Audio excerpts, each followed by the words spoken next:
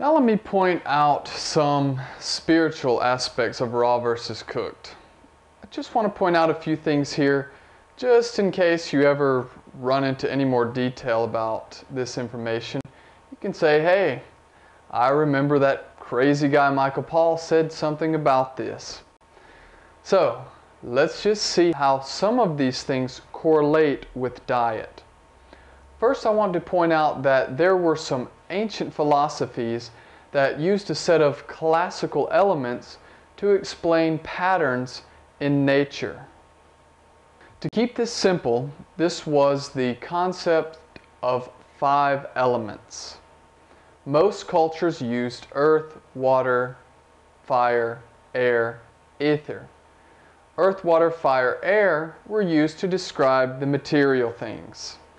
And ether was used to describe things that were beyond the physical world, the void, the spiritual, things beyond the material. The Chinese had a little bit different version to explain these things. They used earth, water, fire, wood, and metal. Now, let's take a look and see how this relates to the 7 chakra systems. This one here is for the yogis. I'll give you links to explain all this in more detail, but I just want to give you a quick visual to point out the relation of the chakra systems and the earth elements. Okay, for those who have never seen this type of chart before, in kind of a scientific way, I just want to point out what chakra centers would be in scientific terms, okay? The 5 main ones in the body are basically where there are giant centers of nerve ganglia that run off of the spinal cord and onto major organs of the body. Okay, that's just kind of a scientific way to think about it. Now it goes into a lot of different spiritual aspects, but just to give you a more scientific idea of what we're talking about here. Okay, so just the basics. Here's what these are in relation to the elements. This one is considered the root chakra or the earth chakra. We have water, fire, air, ether or sound. This one we're starting to get into the spiritual ideas of light and dark. And then the 7th chakra for thought and space. So from here and up represent more of the heavenly chakras. And then from here and down represent more of the earthly chakras. So in a way they kind of just heaven and earth combined here in the center of the heart chakra. But for now, I just want to point out some of the things in the more earthly chakras and how it can correlate with food. We have the root chakra, which could be foods in the earth such as potatoes, carrots, etc. Second would be the water chakra for watery foods like fruits. And here, located in the gut area, is the fire chakra. And foods that are considered fire foods are grains, according to some spiritual charts that I'm going to show you.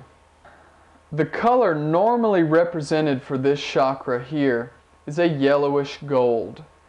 And when we look at many types of grains, many of them have this yellowish gold type of color to them.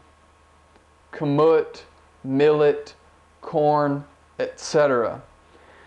So I just wanted you to kind of be aware of these things so that when you see the charts that I will give you, you can contemplate these ideas and hopefully see the correlation or possible connection between these foods and elements of the earth. I also want to point out here that in the Essene Gospel of Peace, Jesus said, "From Tammuz eat the sour grape, that your body may diminish and Satan may depart from it. I've found a few sources saying a few different dates, but Tammuz is basically, it is somewhere between April and July. In the northern hemisphere, this is the time when we are leaving the cooler months of winter and spring and entering the warmer periods of summer. Most sources will tell you that Tammuz is 29 days, so about 1 month. So he says, eat the sour grape that your body may diminish and Satan may depart from it. I want to point out diminish. He could be talking about eating raw watery foods for 1 month, grapes, so that the body would cleanse, flush out, and diminish in size. If you've ever noticed, the body stays cooler and much more comfortable in the heat when there is less fat on the body.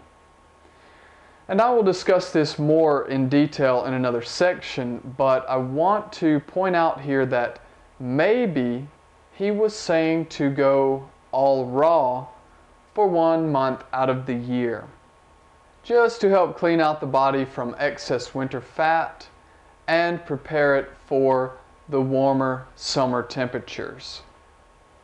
And I've seen some 30-day raw food experiments of videos and tests done on people who had diabetes and other problems, and they were cured of their diabetic symptoms with 30 days on raw foods. But after this 30 days, they were really struggling to keep with this type of diet. So my point here is that this could be a good reference to do an all raw diet for 1 month out of the year to help cleanse the body and give it a fresh start. Now, I'm not telling you to just believe the things that I've just told you, but I wanted to just bring these concepts up so that you have another angle on this raw versus cooked food argument ideas.